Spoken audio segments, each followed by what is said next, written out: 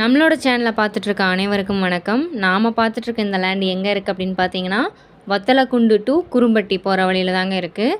மொத்தம் 3 acre 61 send நிலம் விற்பனைக்குள்ளதுங்க. இங்கே கிணறு ஃப்ரீ சர்வீஸ் இருக்குது. ரோட்டில் இருந்து மண்பாதை 50 அடி தொலைவில் அமைஞ்சிருக்குங்க. ஒரு ஏக்கரின் விலை 20 லட்சம்.